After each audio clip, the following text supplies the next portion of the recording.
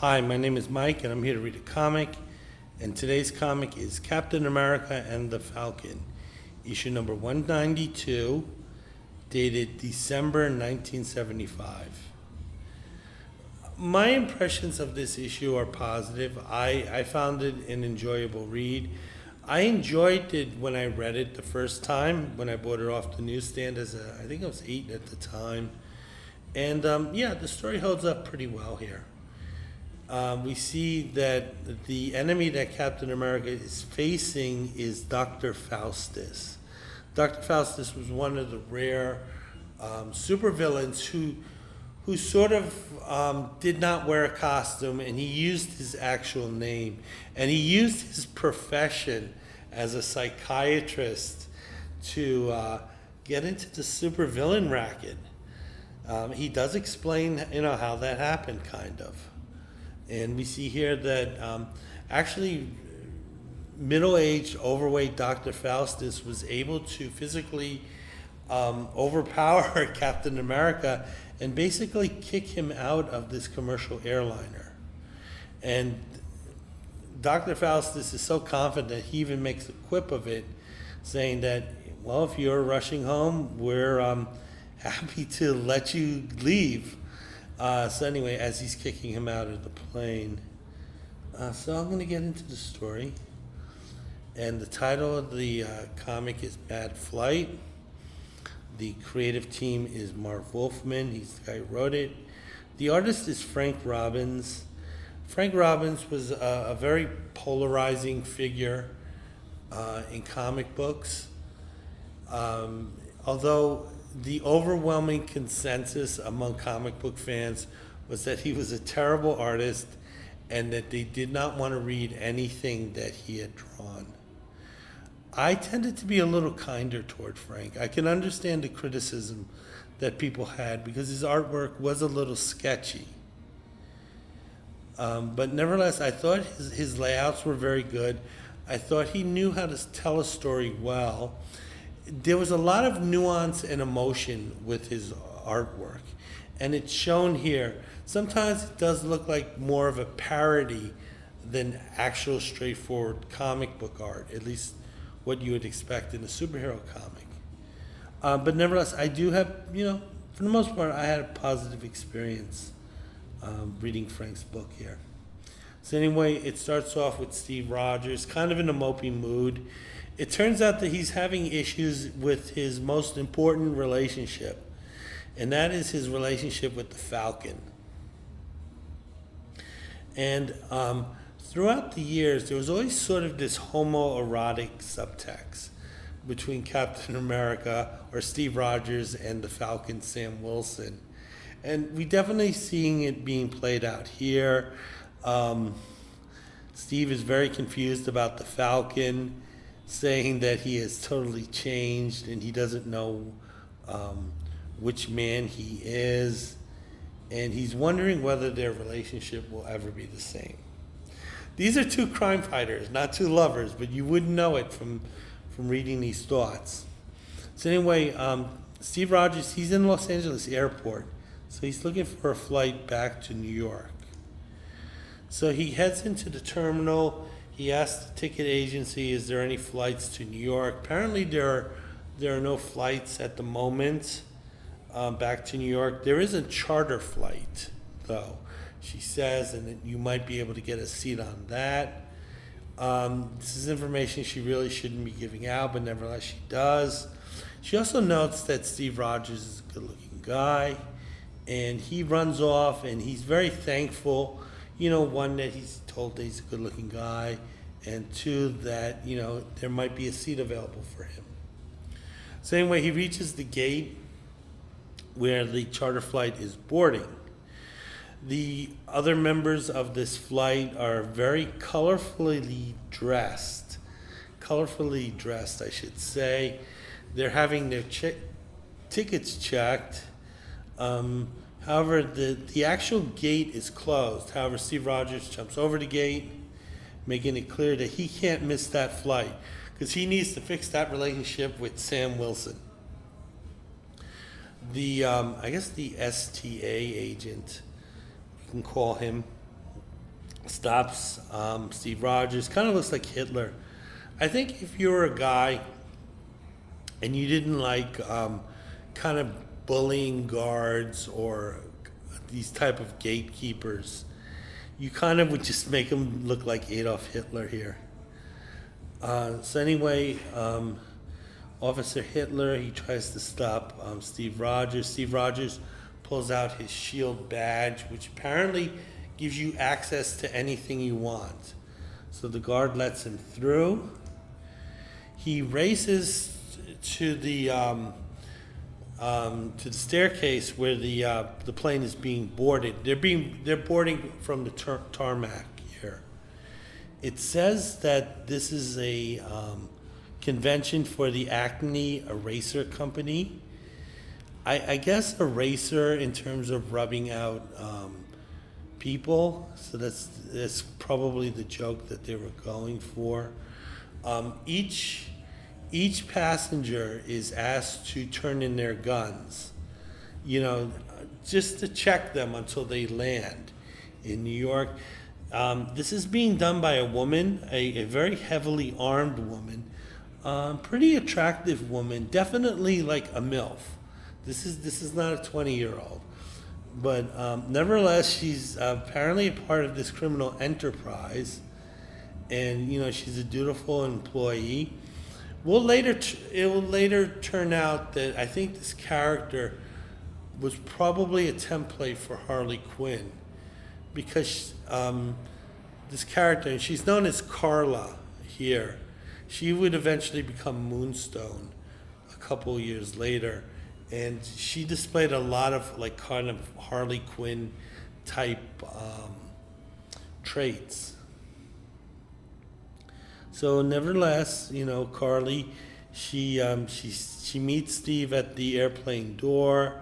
She notes how handsome he is. Steve Rogers is constantly told how good looking he is in this comic. He doesn't have a gun. He says he doesn't need it. Carla's like, hey, that's fine. Well, just take your seat and just move on. So we see Steve Rogers. He sees the rest of the passengers. Again, very cartoonish artwork, very cartoonish design. This is definitely like Broadway musical gangsters, guys. This is not actual gangsters here. But this, I think what may have happened, excuse me, is that the artist might have been told to draw gangsters, and he decided to do kind of this cartoonish parody. And I think maybe the writer, Marv Wolfman, kind of went with it. Because Steve Rogers is noting how clownish everyone looks. So then it turns out Steve finds a seat. He's sitting next to an older gangster who's definitely shorter in stature. And it turns out his name is Heels because he has these really super high heels.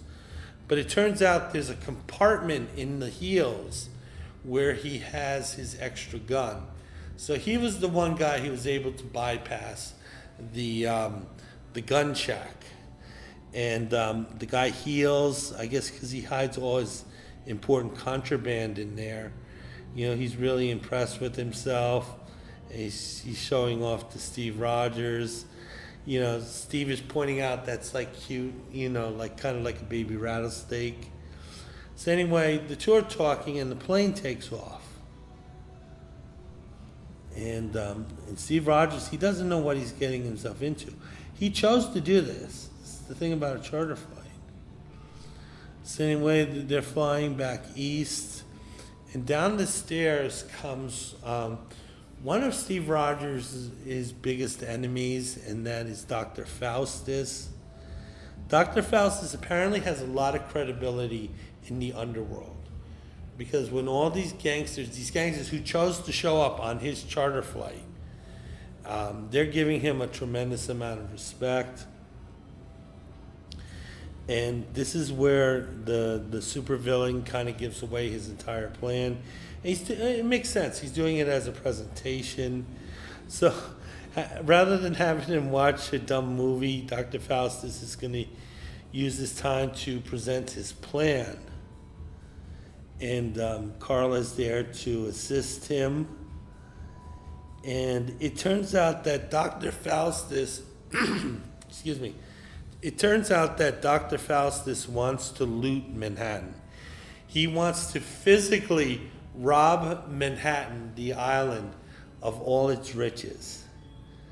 And he's making a joke that New York, which was officially bankrupt at the time in the mid-70s, New York did have a, quote, financial crisis. And, but nevertheless, they're saying, hey, there's a lot of money in that broke town. Dr. Faustus is going on. He's talking about the weapons that he had procured from Tony Stark Industries before they got out of the weapons business. So, as you know, Tony Stark was a weapons manufacturer. And during the 1970s, that was not a particularly popular line of employment to be in because the Vietnam War was raging. People had seen the destructive damage that napalm was doing. And a lot of younger readers were kind of bothered by this, that you have this superhero on one hand saving the world, but you have, on the other hand, as Tony Stark, he's also endangering the world by creating these dangerous weapons. And then they got Tony Stark out of the weapons business. I think this is during the time. So, nevertheless, Dr. Faustus got these weapons, and he figures these are the weapons we're going to use. You guys are just going to go out in the street, and you're going to use these weapons. And that's how we're going to do it. So there's not much brilliance in this plan. It's pretty straightforward and brutal. Steve Rogers, he's listening to this. He's very sweaty. His jaw is very squared. Again, some of this artwork kind of looks like it should be in Mad Magazine. However, Steve Rogers says that he has to stop this from happening. So he finds a way of getting out of his seat during the presentation. He runs into one of the bathrooms, and there he changes into Captain America. Again, this is, very kind of cartoony artwork here. Then we see Captain America coming out, looking very cartoony. The gangsters are surprised. Dr. Faustus is surprised. He doesn't know how he found out about it, but, hey, we're going to kill you, and you're outnumbered. So then that's when the fight starts between Captain America and all the passengers. And Captain America, he's holding his own against these gangsters. They're not much of a problem. He's awkwardly kicking them here, and he's kind of just awkwardly punching some here. Dr. Faustus, he realizes his plan is falling apart, but he wants to save it. So he basically ordered Karla to open the weapons cache. So they're going to bring out the guns at this point. Captain America, he's holding his own against the gangsters, the unarmed gangsters. However, Heels jumps into the fray, and he goes into his shoe, and he grabs his piece, his gun, and he's about to fire it at Captain America. However, one of the other gangsters stops him and actually kicks him in the butt, because it turns out that if Heels fires that bullet and it goes through one of the windows or one of the sides, that could decompress the entire cabin, and that could kill all of them aboard. So you still have a loaded gun floating around, but no one wants to fire it. Captain America, he's still fighting these gangsters. He's outnumbered, but he's still winning. But then it turns out that Captain America is looking down the barrel of two of Tony Stark's weapons. And Dr. Faustus is saying, I could fire these weapons. I'll make you, you'll see what you're going to get. And basically, Dr. Faustus, he's going on and on about his plan. He's basically filling in the readers about the rest of the plan. Captain America looking pretty sweaty here. He's looking down the barrel of a space gun. The gangsters want to tear him apart. Although the guns were taken from them, they were allowed carry-on knives and brass knuckles. So the gangsters are a little more armed. Captain America turns to them because he knows he could beat them up. He would have trouble against these sonic guns. And basically Captain America knows that he's outnumbered here at this point, and that he just simply, he allows himself to be taken Dr. Faustus's prisoner. And it turns out that Captain America is being held in his chair. Dr. Faustus is giving away the rest of the plan. Captain America then breaks out from his bonds with a couple of kicks. Both Dr. Faustus and Captain America, they go for the sonic gun. They're both wrestling for the gun. It turns out that Dr. Faustus is kind of a better athlete than maybe Captain America thought. The gun goes off at close range at the two of them. But based on what we see, we don't know which one was zapped, because they both look like they're out of it. Captain America looks like he got a lobotomy. Dr. Faustus looks like he's 3 years old. And then we hit the letters page. I'm not going to really go through the letters page, because what had happened is they had made the announcement that Jack Kirby will be back drawing Captain America. So the letters were basically, I can't wait for Jack Kirby to come back. I think I bought that issue. Jack Kirby's return to Captain America wasn't really a big deal to me. I mean, I actually was reading some of those issues in their reprint, Marvel double feature. But I was, I think, 7 or 8 at the time. And, you know, it just wasn't a big deal for me at that point. Jack Kirby was the guy who drew Commandy. That's who Jack Kirby was to me at the time. See the Marvel value stamp, it's Rawhide Kid. I'd be disappointed. See an ad for the Marvel Treasury editions. And I always state that they're like $2, $3 now. The distributors wanted the comic book companies to put out higher priced items. These were not really big sellers because they were not returnable. So they ended up being in the comic shops for years. Eventually they sold them down, but they were not a financial hit. Okay, so we're going to go back to the story. We see both individuals kind of looking lobotomized. They're sitting.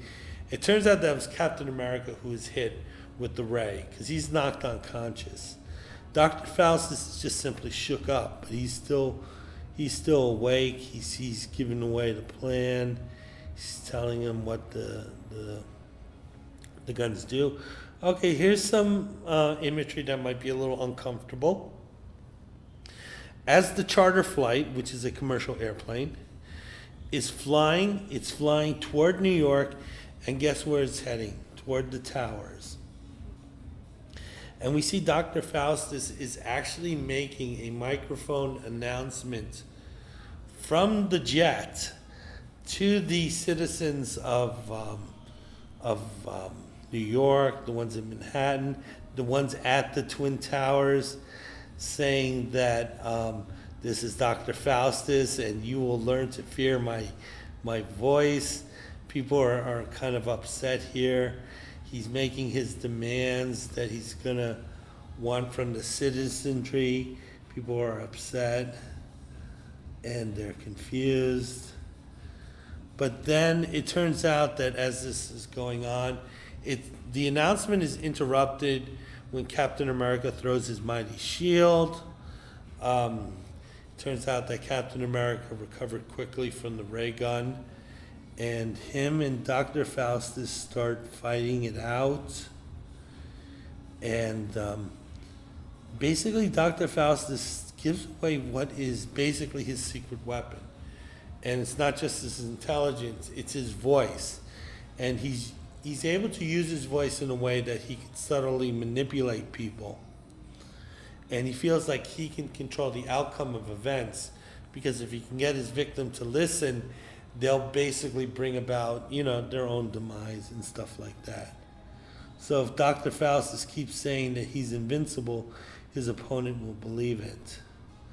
Captain America, he's not buying any of this. He says, you're just a cheap thief to me. He gives him a kick right in the head here. And then again, Heels shows up. Heels, he's kind of concerned because he knows he's a part of this too. And that if Dr. Faustus is stopped, that he's going to face consequences. So he pulls out another gun. And he had this one in his hat. And this time he fires it. However, it hits Captain America's shield, and it ricochets, and it flies out one of the windows. And it's the window that's closest to Dr. Faustus. So the cabin decompresses, and Dr. Faustus is shot out of the window here. He's pulled out. Captain America tries to save him, but there's no use. He's gone.